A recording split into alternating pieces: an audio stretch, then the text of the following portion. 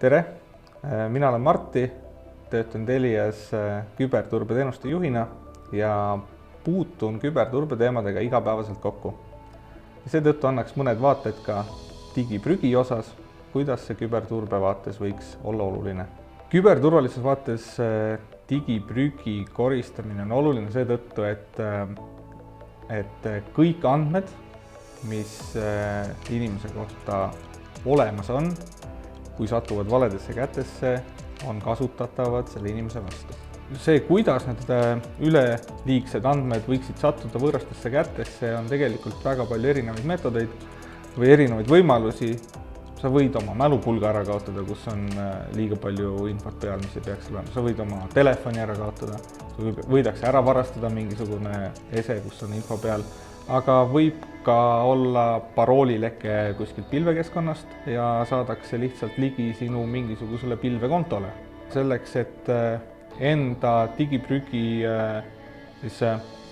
vähendada ja sellega turvalisust tõsta, esiteks räägiks asjadest. Üleliigsed mälupulgad, mida ei kasuta, oleks mõistlik tühjaks teha ja nii edasi.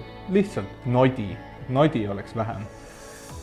Teine asi, võib-olla suur asi ongi seesama Gmail ja põhimeilikontod, sest et seal on ju informatsioone igasuguste paroolivahetuste kohta teistes keskkondades ja see on selline nii-öelda sinu aken internetti.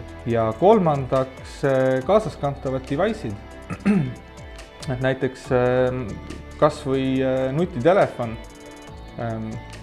teha korda, mida rohkem seal on infot, mida rohkem seal on äppe, mida sa ei kasuta, seda rohkem on tõenäoliselt haavatavusi, mida saab kasutada ründamiseks selle seadme vastu, seda rohkem kulub energiat, et seda seadet töös hoida. Mida tühjem on seade, seda vähem läheb energiat, ehk et konkreetselt aku kasutusiga, kas sul kestab aku pool päeva või 2 päeva, see vahe tuleb sealt, kui palju sul on nodi telefoni. Ja need 3 asja teeks esiteks ära, oleks sul päris hästi, ma arvan.